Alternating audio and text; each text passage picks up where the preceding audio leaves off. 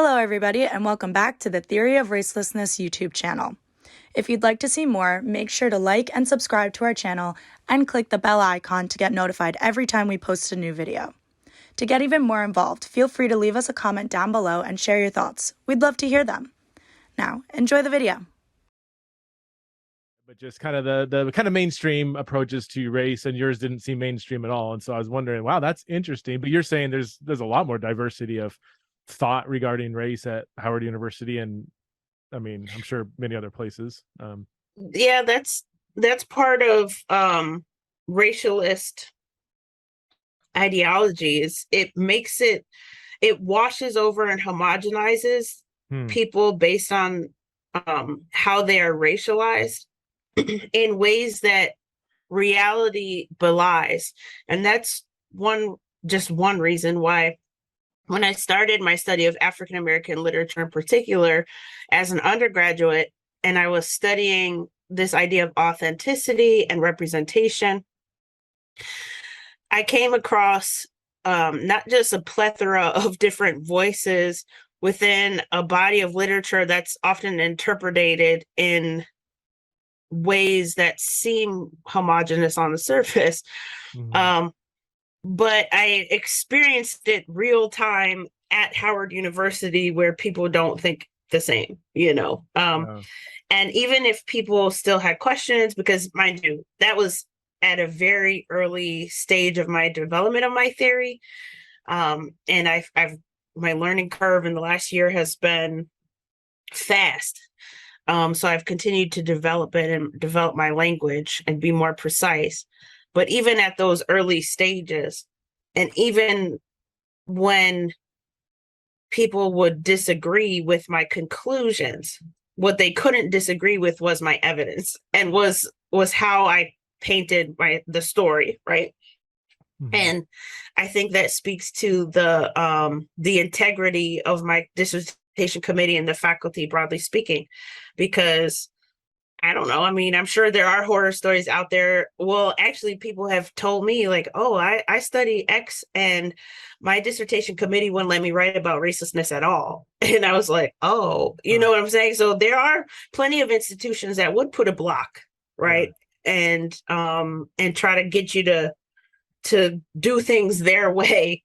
But fortunately, that was not my experience. And I have nothing but love and admiration and respect for my mentors who I'm still close with, and who I still learn from. They say they learn stuff from me, but that remains to be seen. We'll see.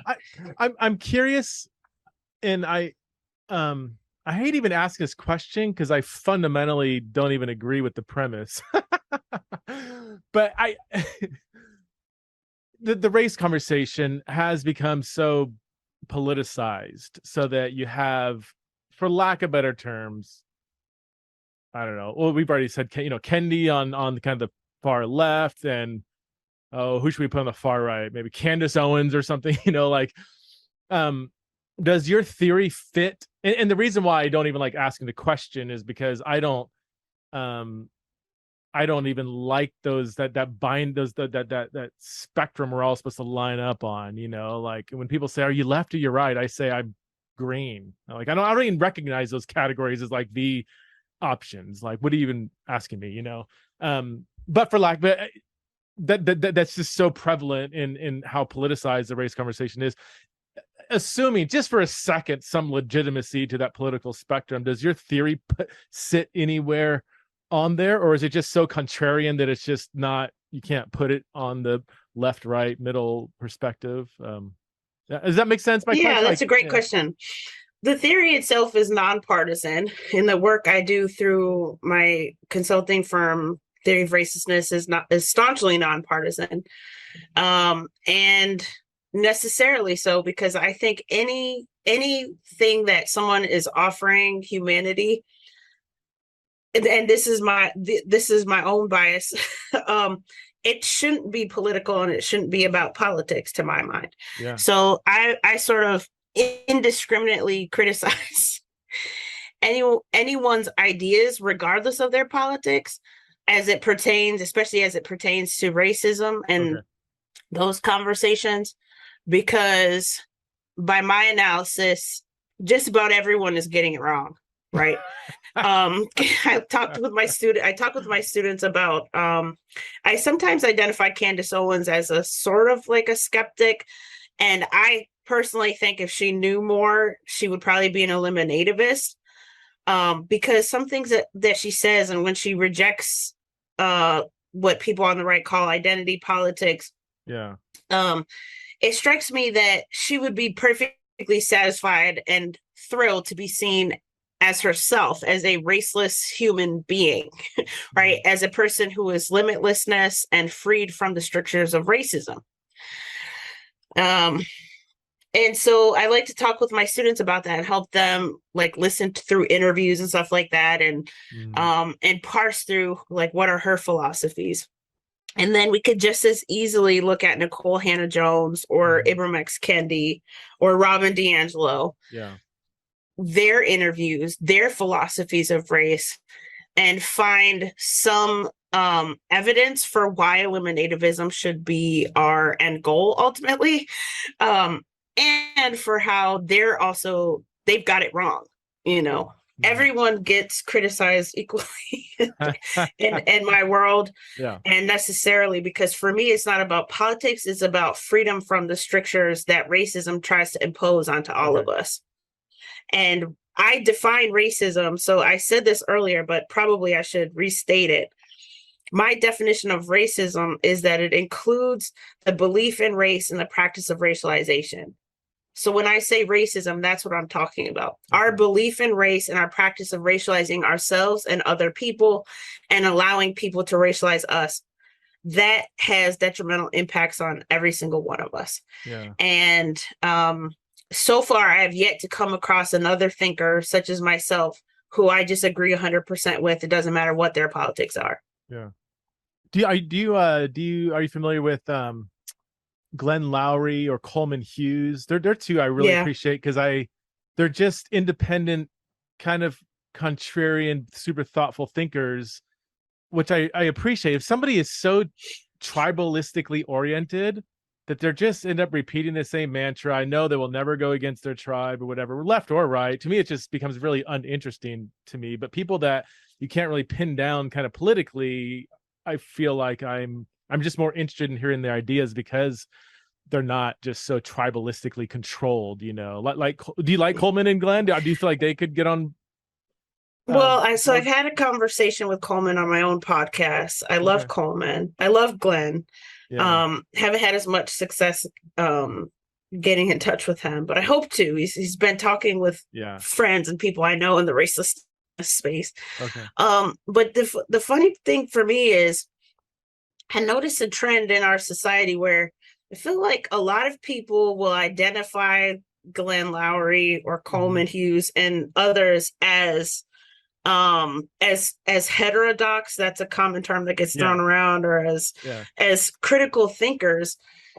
But when I consider their work, I still see them as firmly right-leaning.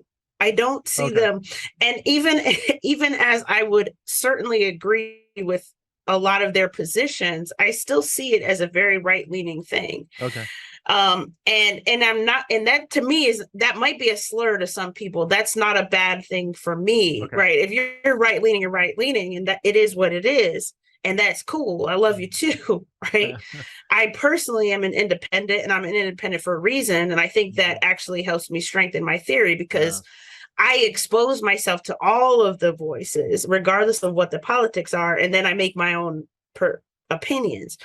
But there are organizations who claim to be nonpartisan in a way that people might identify, like Hughes, as nonpartisan. But to me, I'm like, they're so evidently right-leaning, and it's a pain point for me, because it gives me the impression that a lot of people who count themselves as political conservatives are in the tribe of thinking that their tribe isn't tribal, and thinking that their tribe is they're the critical thinkers, and they're the ones who've unlocked the codes to humanity.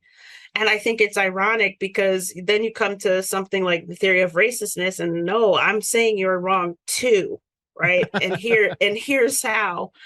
And so it's just one of those matrices where I'm like, man, I wish more people could talk about that in a generative way, right? And not as a sort of assault on any person, because I see value in being able to do that, right? But when a person is so sure that they are the best type of thinker about anything, then I feel like that's where we just run into trouble as a human society, period, because everyone is so sure that their way is the right way.